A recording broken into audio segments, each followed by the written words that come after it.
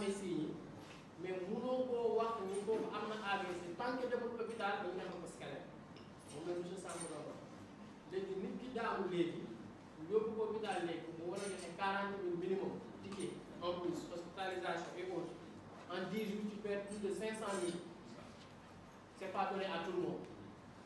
te kenn ku ne sax boo amoo xaalis boobu boo soñoon wér ngay am donc ci sunu lekk ak sunu naan nañ ci veillé ba lii di AVC bañ a law biir Diourbel lii di bouillon yi c'est à éviter ñu bàyyi ko lii nga xamante ne moom ce sont des boissons et autres sont pas naturels c'est à éviter li professeur Gallo di wax ku ci te mënta mucc deret ji demul kooku ci 2 minutes mën na perdre lu mat 1 million de neurones wala lu ko ëpp imagine la ne nit ki toog pendant une semaine ci këram dem ci maa mën bii maa mën bële ñaata neurones la perte loolu mooy indi déficit yooyu noonu mooy indi tamit nit ki tamit di fàtte wala leneen ak yeneen parce que day commencer di laal yeneen zone donc c'est une urgence bu ñu ko gisee ñu yóbbu nit ci gaaw hôpital bu ñu ko yóbbee hôpital ñu def scanner ñu vérifier ko yenn wax yi ni dégg nag ci mbedd yi tamit yéen ay borom xel yu rafet ngeen macha allah da ngay dégg ñu naan la boo jëlee xawma sungufu nepp boo ko defee ci ndox xóoyal naan da koy dindi ay fuddal y a des choses yoo xamante ne ni am na nit ñoo xamante ne bu ñu koy wax sax dañoo war a seet tamit seen diggante ak seen borom déjà même médecin bi boo ñëwee sax mu xool signe yëpp mu xam ne ni mu jàpp ni njortu ni lii AVC la du la mus a wax ni lii AVC la foog mu def scanner léegi bu fekkee ne bu fatt bi la mu ne fuddan bi exemple sax day débloqué lii fatt bu fekkee ne nit ki dafa def hémorragie nag kon yow fu mu toll nii deretu nit kooku noonu yaa ngi koy gën a yokk léegi le problème en est que parce que man dama dem laajte ñoo xamante ne xëy na ñoo ci sori ñoo ko jàng ñoo ko xam te man je peux leur citer dama laajee benn professeur bu nekk Fann dafa ne ma parfois AIT day ñëw boobu accident AVC la mais c'est transitoire day ñëw jàll mën na la dal jékki-jékki sama loxo bi diis mënatuma koo yëkkati sama tànk diis pendant quelques minutes wala quelques heures mu jékki-jékki mu fonctionner léegi diggante boobu noonu bu ko defee sàmm day ñëw yëngalal ma fuddan bi ma naan rek sama loxo ñëwaat léegi day naan fuddan moo faj Bamba c'était transitoire te la mu def c'est pas prouvé par la science donc dafa am loo xamante ne nit ki da ko war a def ay expérience ci nombre bu bari bu calculer docteur yi xam nañ loolu soo ko prouvé ni lii ni dina faje corona bi jàngal nañu ko am na loo xamante ne dañu koo def ci nit ñu bari ba xam ne lii ni day faje wala dina teneel feebar bi ñu soog koo génne kon bu ñu lëree nit ñi ci ay fuddan wala nga jël laaj dëbb ko xeeñal ko nit yi ainsi de suite da ngay perte loo nit ci ay temps te AIT bu ñëwee ça veut dire que daf la bippé mais dina ñëwaat donc d'où l'urgence d'aller à l'hôpital pour ñu xool loolu donc tey Diourbel dañoo ñëw pour waxtaan ci loolu waxtaan ci cellule bi ñuy teg mu nekk cellule boo xamante ne ni dinañ fi am répondant mooy li monsieur Chamb wax léegi muy docteur Dieng moom mooy nekk ci suñu répondante direct xamante ne ni moom ci wàllum hôpital lay liggéey yenn yi dina ci yomb mu mën ko expliquer askan bi ñooñu tamit ñu mën a porter tamit message yooyu noonu au niveau de la population terewul tamit dañuy am coordonnateur bu ñu paree loolu yëpp dinañ ci ñëw monsieur Dieng dina ci ñëw ci coordonnateur boobu noonu xamante ne dina coordonner tous les forces vives de Diourbel pour que lii di AVC mu wàññeeku biir Diourbel ndax dafa nekk feebar boo xamante ne ni ki mën boppam sax mënu ko rawatina na rek ñun ñi nga xamante ne ni sunu doole bariwul loo xam ne day dal médecin di dal président di dal keneen kon ñun du ñu épargner kon nañu teel a jóg fagaru manger moins gras moins salé moins sucré et boire beaucoup d'eau ndox mu sell surtout di yëngal tamit sunu yaram. Bonjour, je m'appelle Bamba Cissé, le secrétaire général de l'association ASP AVC, association qui lutte contre les AVC, qui est basée au niveau de l'hôpital de Fann. Bamba, qu'est-ce qui a été aujourd'hui votre venue à Diourbel? Voilà, aujourd'hui on est là à Diourbel en ce 25 juin pour une ouverture de cellule, une mise en place d'une cellule au niveau de Diourbel par le biais de Cheikh Fall et de Idi de la compagnie Balades. Donc on est venu aujourd'hui ici pour aussi aider la population Diourbel sur la prévention, la sensibilisation et aussi la prise en charge des AVC. Qu'est-ce qui vous a poussé d'installer cette association pour lutter contre l'AVC? Bon, maintenant tout le monde sait que les maladies cardiovasculaires ont pris beaucoup de place au niveau mondial, je peux dire, et d'où les AVC aussi, donc qui est devenu une urgence et une urgence publique au niveau du Sénégal. Donc il y a eu trop d'AVC durant ces dernières années. Et ces AVC aussi, leur prise en charge est un peu lourde. Donc on s'est dit aussi pourquoi pas créer une association pour essayer de sensibiliser la population sur la maladie, prévenir aussi la maladie, ce qui est notre combat premier, la prévention d'abord, sensibiliser la population à reconnaître les signes et les facteurs de risque aussi liés à l'AVC, comment éviter aussi un AVC et en cas d'AVC aussi la famille aussi, comment ils feront pour aider la personne atteinte d'AVC, de telle sorte que la personne ne va pas ressentir sa maladie, ou bien s'il ressent sa maladie, ça sera peut-être à 20 ou bien 10%, parce qu'il a le soutien aussi de la famille, donc une éducation thérapeutique aussi qu'on fait au niveau des malades et des accompagnants. Comment vous allez faire pour lutter, quel système, quelle méthode vous allez faire pour lutter contre l'AVC? Bon, c'est une association qui lutte contre l'AVC par des sensibilisations, parce que l'AVC c'est une urgence, et surtout si c'est un AVC ischémique. Et dans les 4h30, si la personne n'est pas à l'hôpital et que le médecin juge nécessaire qu'on doit lui faire une thrombolyse, il risque d'avoir des séquelles un peu sévères. Donc du coup aussi, on essaye de voir avec la population, de reconnaître les signes et de ne pas trop tarder au niveau de quelques zones en disant que bon, ce n'est rien ou bien c'est un djinn qui l'a foudroyé et autres. Donc de sensibiliser la personne et de sensibiliser tous les Sénégalais à savoir les signes de l'AVC pour venir très très vite au niveau de l'hôpital pour une meilleure prise en charge. Est-ce qu'on peut connaître statistiquement de quelle région est le plus touché l'AVC au Sénégal? Bon, là, je ne peux pas dire c'est quelle région, mais ce que je peux dire, c'est qu'à Dakar, on a plus d'AVC parce que c'est seulement au niveau de l'hôpital Fann, dans le Sénégal, qu'on a un service neurologique digne de son nom. Au niveau de Pékin, on a quelques lits et autres dans d'autres hôpitaux, mais on n'a pas de service neurologique. Donc du coup, tout le monde vient au niveau de l'hôpital Fann de Dakar. C'est là où on traite les AVC. Et aussi le combat de l'association ASP AVC, c'est de désengorger aussi Dakar et que Diourbel puisse avoir aussi un neurologue au niveau de l'hôpital de Diourbel. Et pourquoi pas un service neurologique au niveau de Diourbel, parce qu'ils ont déjà leur scanner. Donc on va essayer de désengorger Dakar d'abord, parce que les chiffres d'AVC qu'on a au niveau de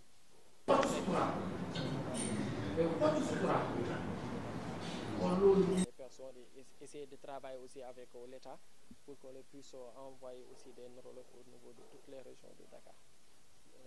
Le dernier mot? Bon, je remercie aussi tout Diourbel, leur engagement pour cette lutte noble. J'aimerais aussi que ça prend, la mayonnaise prend forme,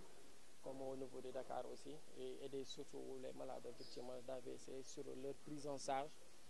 surtout côté les béquilles, les chariots, les médicaments, comme l'ASP AVC le font au niveau de Fann aussi. Diourbel puisse aller à ce niveau-là.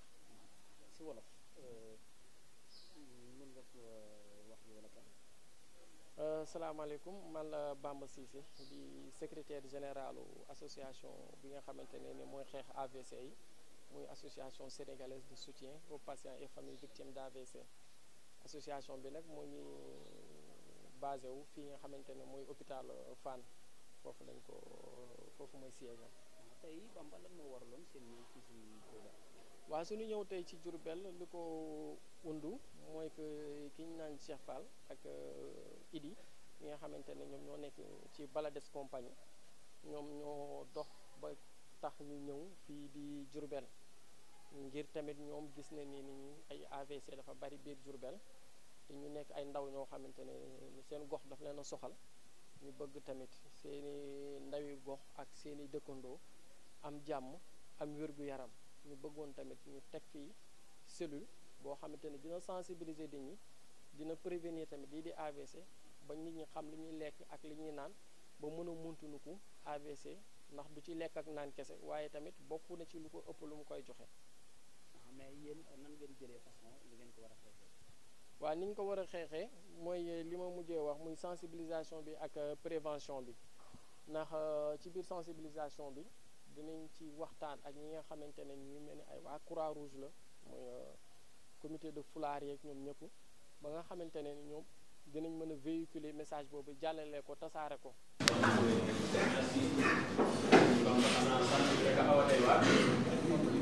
li nga xamante ne ni dafa niin xamante ne ni yooyu mën na joxe AVC ci lu gaaw dinañ tamit sensibiliser tamit nit ñi ci li nga xamante ne mooy sédentarisme muy maanaam toog bañ a jóg benn place ba nga xamante ne nit ki day dem ba day jël sax poids kon ci sensibilisation la ñuy gën a waxtaan nit ki ndax nit ki bu xamee li nga koy lor rek pour mu montunu ko da koy day yomb. ci Sénégal mën nañ wax ban région moo fi war a mën a gën a ëpp AVC. waaw Sénégal Dakar moom moo fi am service neurologie boo xamante ne ni mën nañ ko wax ni digne de son nom fii di mel ni hôpital Pikine am na ay lal yu fa nekk waaye amagul service neurologique bi nga xamante ne moom la Fann am donc lii Dakar di jël daanaka benn hôpital lu ko jël ndaxte tamit kenn hôpital yi bu ñu jëlee ba pare sax dañ koy référé waat Dakar donc ñëpp dañuy ñëwaat Dakar foofu noonu pour faju ci lii mel ni AVC li tax nag ñu teg cellule bi dina tax li nga xamante ne ni mooy Diourbel ñu def benn plaidoyer ba lii di ministère de la santé wala muy président de la république moom dinañu mën a defal fii benn service neurologique bu digne de son nom au niveau de Diourbel moo amaare ay neurologue ay lépp waaw xam comme am nañu scanner ba pare déjà rek am na lu bari loo xamante ne ni daal am nañ ko fu mu toll nii muy scanner donc service neurologique lañ fi bëgg ak ay neurologue pour xamante ne ni nit ki li muy jógee Diourbel war a dem ba Dakar te bu fekkee ne AVC ischémique la 4h30 yi mën na koo perte ci yoon bi mu mujjee am ay laago ko ay séquelles war nañoo mën a def Diourbel ak yeneen région Sénégal yépp fenn fa la ñuy def benn service neurologique boo xamante ne dina dimbali askan bi dina dimbali état dina dimbali ñëpp daal. lan mooy kàddu gu mujj gi. waaw kàddu gu mujj gi mooy dañuy sant waa Diourbel parce que tamit ni ñu adopté tamit projet bi ak tamit cellule bi bëgg ko lool ñu ngi leen di sant di leen di gërëm di sant tamit association bi le président ak ñëpp ñoo xamante ne ni ñëwuñu te ñoo leen fi teewal ñu ngi leen di sant di leen gërëm bu baax. C'est libre wala dañuy poser question ma répondre.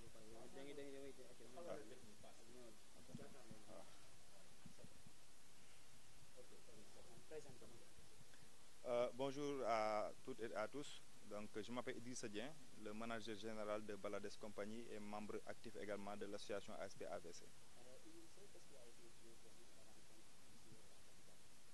Alors, donc aujourd'hui, ce qui nous réunit au niveau de l'hôpital de Diourbel, c'est l'installation de la cellule ASP AVC donc, de la région de Diourbel. Donc, tout le monde sait que ASP AVC donc, est l'association sénégalaise de soutien aux patients et familles victimes d'AVC. Donc, aujourd'hui, on est là pour installer la cellule de Diourbel qui va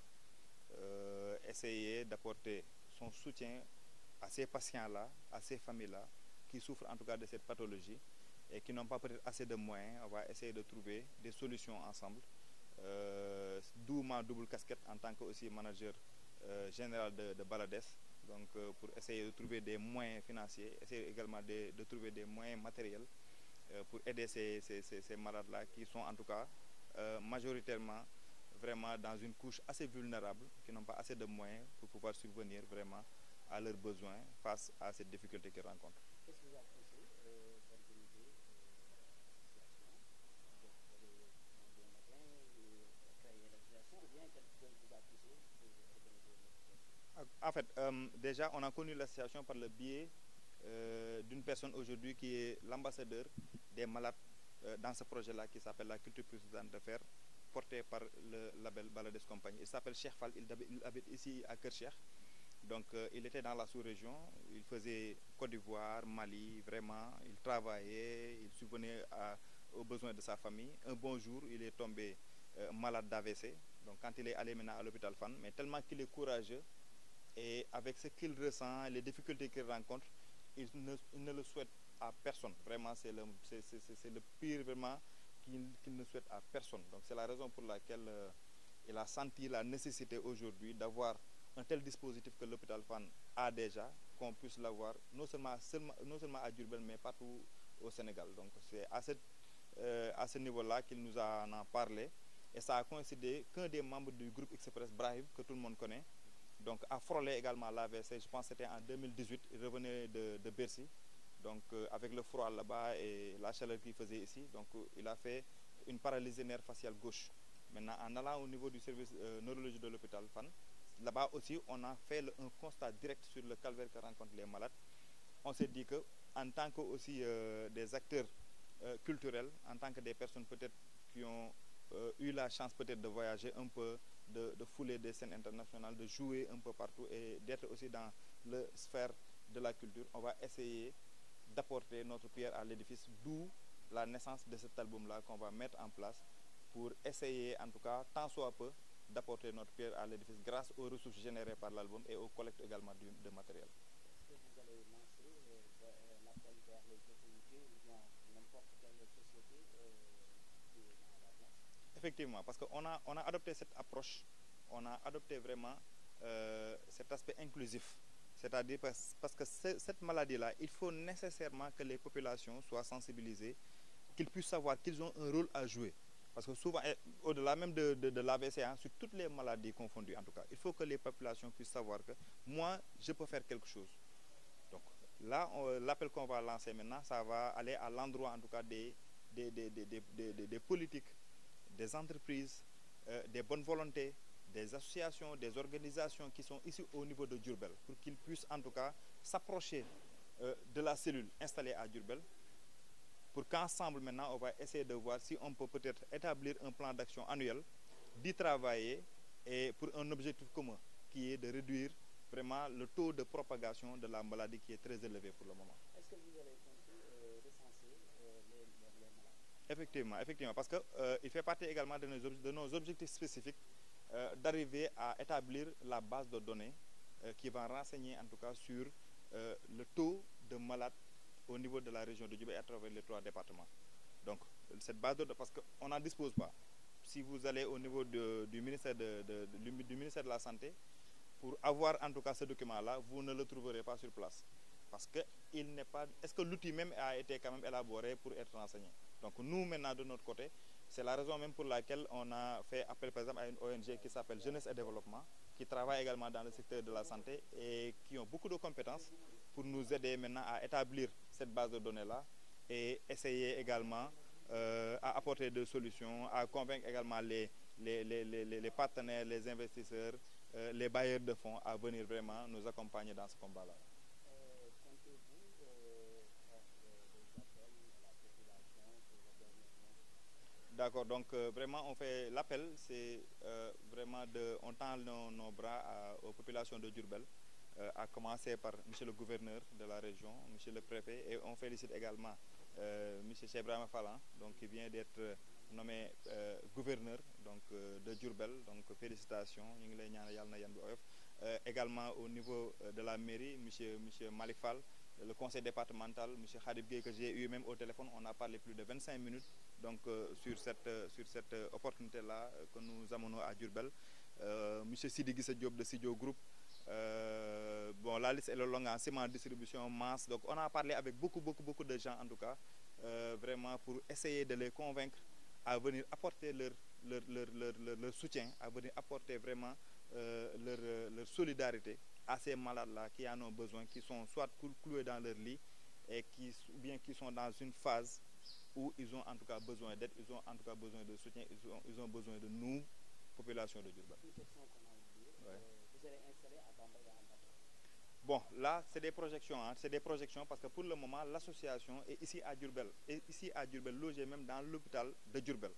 Donc maintenant, par rapport à Mbacké, par rapport à Bambey, tout dépendra en tout cas des échos qu'on aura là-bas par rapport quand même à cette maladie-là. Si on a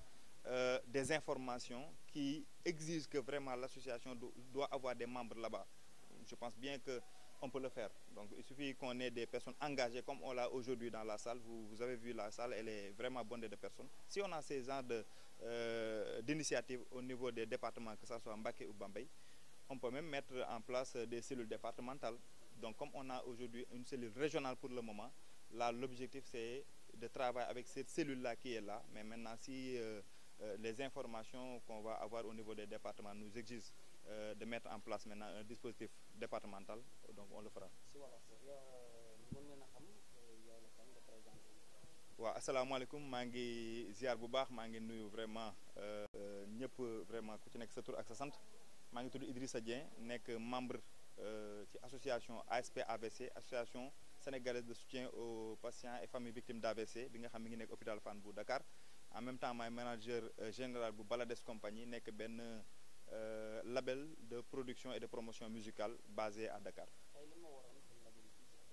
Alors tey nag dañoo nekk hôpital régional bu Diourbel Heinrich Lübke pour ñu jéem a installer benn cellule bu tudd cellule ASP cellule régionale ASP AVC bu Diourbel. Donc day nekk benn démembrement wu association bi nga xam ne moo nekk hôpital Fann pour ñoom li nga xam ne ñu ngi koy def hôpital Fann vraiment population bi di ci gis seen bopp bu baax en termes de prise en charge ñu mun ko am fii Diourbel parce que on a constaté aussi que Diourbel vraiment le taux est assez alarmant. Donc on a un taux très alarmant même bu fekkee communiqué wuñ ko bu baax sax mais ñun nag dañoo bëgg a jéem a apporter notre pierre à l'édifice jéem a xool nan lañ mën a def ba identifier malades yooyu nekk ci kër yi fexe ba xaatim leen ci benn këyit ñu xam ne lii la jébal ko ministère pour accompagner la dynamique liggéey bi nga xam ñoom ñi ngi ci ba maintenant ñu jéem a wut ay solution ci entreprise yi fi nekk ci bonne volonté yi fi nekk ak ci Diourbel waay yi nekk ci diaspora bi parce que dafa nekk feebar boo xam ni mun na dal ku ne muy mag muy xale muy ndaw. yaakaar ngeen ne docteur di ngeen mën a installer lu mel nii ci diggante département yi muy Mbacké ak Bambey. waaw loolu je pense bien que lépp day dépendre ci information yi ñu fay am rek donc pour le moment daal cellule bi nekk fii moo ko affaire région bi yëpp donc information bu ñu am cellule bi da koy jël en compte mais tey suñu amee des informations yoo xam ne vraiment wane nañ ni donc Mbacké ou bien Bambey taux bi ñu fa am sax moo ëpp sax département bu Diourbel donc dañuy am maintenant benn exigence pour que ñu war fa mën a installer même benn cellule départementale mais loolu yëpp ay waxtaanu biir néeg la ak association bi peut-être ak administration hôpital bi ñu jéem a xool suñu xasee ba gis loolu nag ñu mun ko installer département bi et que ça nous permettra même les forces vives yi nga xam ne ñoo nekk ci département bi muy entreprise yi fa nekk muy société civile bi fa nekk muy bonne volonté yi fa nekk ñu mun leen a enrôler dugal leen vraiment ci dispositif boobu pour ñu mën a jàppale malade yi fa nekk. waay.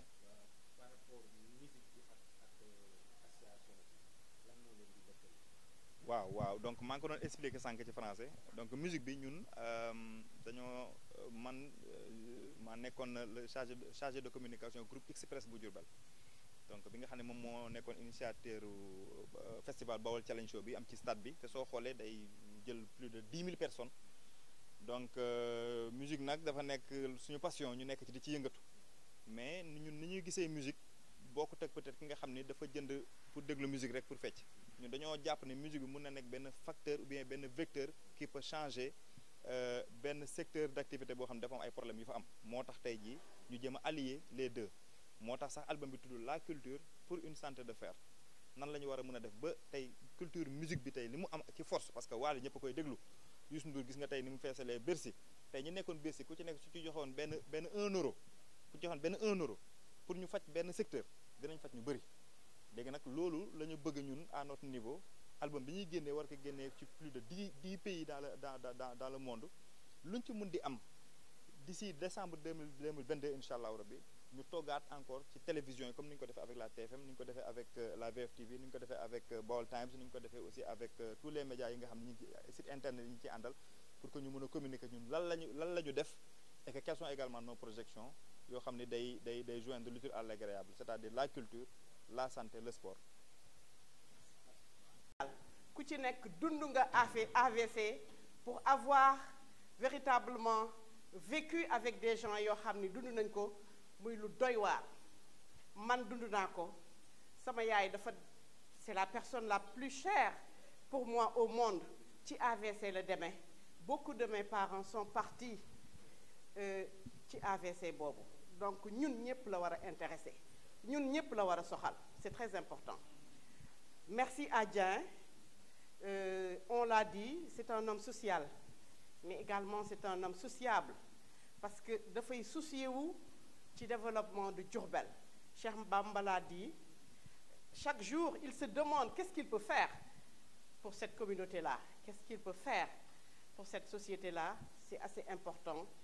Bettu ñu ñëw fekk ko ci lu mel nii. Dañuy remercier aussi Cheikh Bamba pour avoir lui aussi toujours eu la main à la perte du développement de Diourbel et de la meilleure des façons. Donc dama naan AVC lu ñuy dund la, c'est dans notre vécu quotidien. Donc lii dañ koy rafetlu, dañ leen ciy sant, dañ leen ci gërëm. C'est des actions concrètes qu'on fait sur le terrain. Te ñun lii moo ñu gën a lépp. Li fi xew fan yi mooy daje ci ndaje yoo xam ni amul benn solo ci askan wi. Sénégal loolu la ñu tàmm. Donc bu ñu ñëwee ci audience yu mel nii ñun daf ñuy neex. Te li ñuy gën a neex mooy si on est en face des jeunes. Parce que wax ngeen ko, ces jeunes-là, c'est ñoom ñooy la force vive de la nation. Ñoom ñooy déployé wu parce que jeunesse bi mi ngi fi, jot gi mi ngi fi, et quand il s'agit véritablement de ces jeunes qui viennent de Cor-Rose, qui viennent de la Croix-Rouge, avec autant de mouvements ak Foulard qui sont ici, c'est des jeunes qui sont avertis, qui sont formés et qui sont sensibilisés pour la bonne cause. Donc merci d'intégrer ces jeunes parce que dama naan fii ñu toll nii tembe lu waay di def ci dëkk bi te boole leen ci mën nga cee am un bon résultat. C'est important. Donc di leen sant di leen gërëm ngeen évoqué fi nag ñaari mbir yoo xam ni benn bi important na plus que l'autre mooy la prévention. Et dans cet aspect de la prévention, il est important de mettre à contribution tout le monde, de se déployer dans la commune, mais moi j'allais dire surtout dans le département, parce qu'il manque d'informations liées à cet AVC-là. Il manque véritablement d'arguments, il manque véritablement, ils ne sont pas outillés pour faire face à cette maladie. Et je pense que cet aspect de la prévention est plus important, que les jeunes, mais aussi que les moins jeunes se déploient dans les 3 départements, qu'ils sensibilisent les gens par rapport à cette maladie-là. Parce que comme Olof Ndiaye ni mu koy waxee rek xoddeeku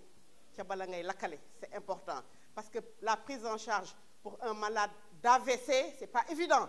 Ça coûte trop cher. Cheikh Bamba wax na ko face à son ami qui est là-bas, c'est trop cher. Donc axer les interventions sur la prévention, mais prise en charge aussi mënta ñàkk. Et on a parlé aussi d'un aspect très important, muy le répertoire des cas d'AVC.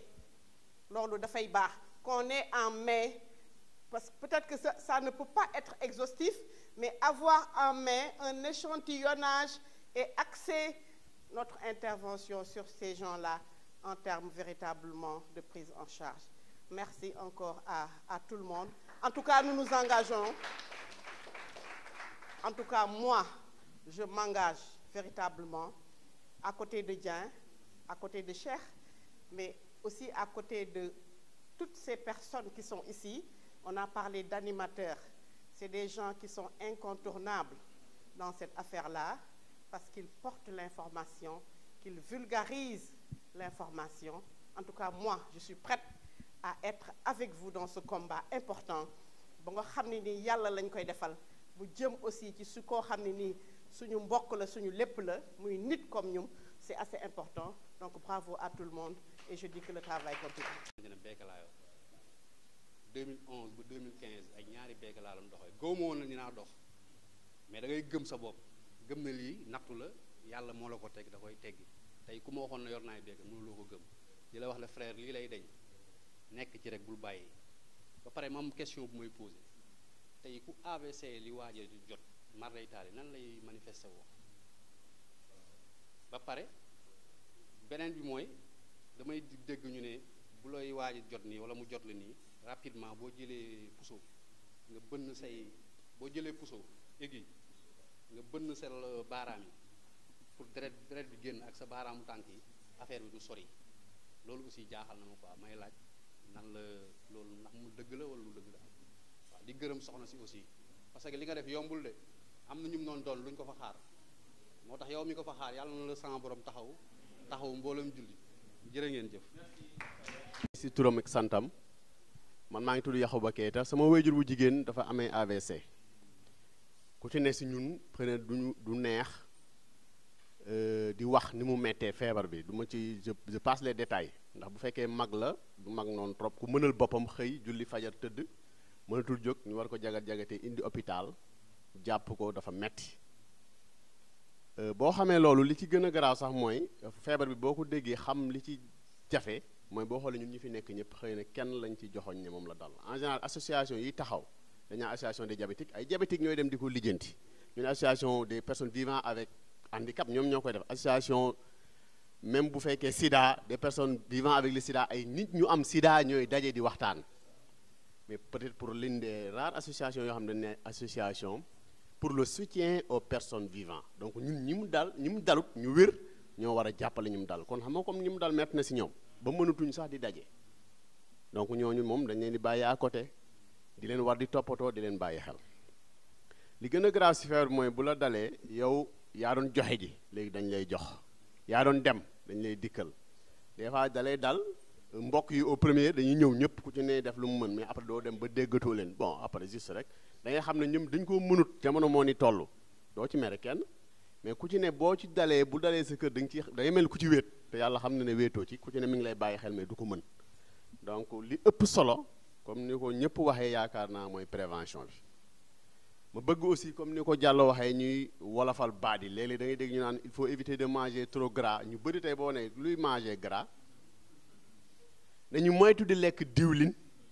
nañuy wàññi suukar nañuy wàññi xorom yaakaar naa aussi message yooyu dañ ko war di gën a fësal ba pare di yëngal suñu yaram di def sport te léegi dafa am paramètres yu bëri yoo xam ne dañ ko doon dégg dafa deñ man sama wéjur bu jigéen boobu moom mosul amee tension une semaine avant mos nañu ko jëlal prise tension mais dafa normaloon ku sawar la nekk syndicat liggéey jëngatu mais paramètres yi nga xamante ne moom lañu doon qualifié ne feebar bi ñii lay dal loolu dafa sauté léegi dañu doon wax ne mag ngay doon ku am yaram léegi day dal xale day dal sportif ay sapeur militaire donc kon paramètres yi nga xamante ne moom lañu doon jàpp ne kii bu ma ko defee dafa may dal xam nga sauté na changé na àddunaa ni mel donc ñun ñëpp dañu war a changé te gën a góorgóorlu ci prévention bi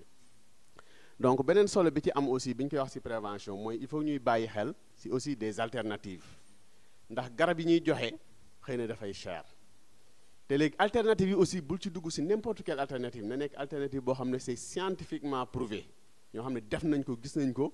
te indi nañ ci résultat la yaakaar naa Idrissa loolu la doon wax donc am na benn fondation bu mag yu ñuy wax Antena Fondation ñoom ñi ngi Suisse yaakaar naa seen premier garab yi ñu defar fii lañ ko defaree Sénégal te ñi ngi ko defee à l'UGB parce que seetlu ñu ne Ndar moo ëppoon ñi am cas d'AVC te li ko waraloon mooy magu Ndar bëgg nañ déjà lekk ceebu jën bu niin suñu paree aussi xam nga duñ dox lu bari foofu dafa xaw a sedd du ñu ñàq donc waaw sédentarité bi toog ci grand place yi waxtaan dem nañ ba seetlu na feebar bi fa la ëppee mais jàpp naa ne aussi affaire yooyu yëpp day changer parce que feebar bi bëri na fii njaarim donc beneen sensibilisation bi may def aussi mooy prise en charge bi man sama wéjur fii la daan ñëw doon fi def kinésie mais dem na ba sama frère bi bëggoon fi jotee sax ñi ko fi doon jot ñu bëri dañ fi am problème fii pour sensibilisation ci affaire boobu ñu bëri ñu fi doon ñëw aussi ñu bëri préféré nañ toog seen kër di fay nit ñu leen fekk ci parce que dafay am jafe-jafe fii waaw ma gën a xam seen hôpital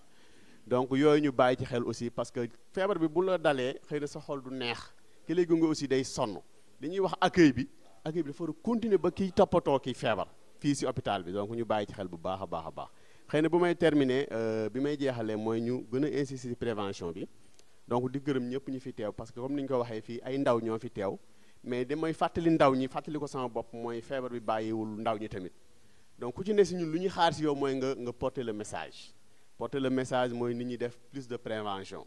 donc di moytu di lekk lu niin ba ëpp te am na ñoo xamante ni dañ naan bouillon boo waxee bouillon aussi du leer si bopp nit ñi nañu wax nañ moytu jimbo nañu moytu magie nañu moytu cube magie yooyu noonu dañ foofu ñu koy tudd te ñu bëri dañ koy ragal chaque at dañ koy wax ne baaxul mais ba léegi amuñ ci solution te boo xoolee suñu nguur gi jàppale wuñu ci parce que ñoom ñooy bàyyi ñoo ñuy defar te pourtant mënoon nañ parce que aussi affaire taxe la ñoom tamit dañuy fay bi ngi mel ni cigarette wala sàngara ñoom dañuy fay moo tax ñu leen fi bàyyi moo tax ñun ñoo war a gën a mën a porter le message jigéen ñi aussi jàppale ñu xoolal ren dañ naan diw dafa cher ñu naan mi ngi jar ba 1800 amul kenn ku génn mu ne nañ jàngale naka nga mën a toggee ba wàññi diw déedéet dañuy yuux rek diw bi dafa cher tey boo demee sama mbokk joolaay ñoom bu ñuy togg tey du am diw te pourtant ñoo ñu gën a wér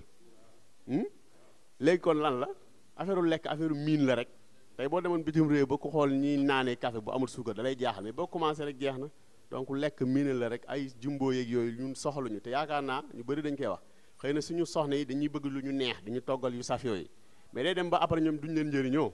xam nañ li ma bëgg a wax. des volontaires humanistes Cœur Rouge donc siège bi nekk au niveau de Escale à Diourbel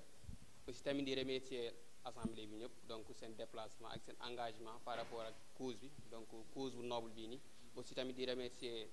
par rapport ak exposé bi am na solo parce que ça permet ñu bëri tey jii nii jot nañ cee xam par rapport ak maladie bi je pense que man déjà moi je dis que la prévention débute dès maintenant parce que le fait que tey jii nii suñu genre yi xamuñ koon donc suñu demee kër yi tey dañuy gën a élargir la communication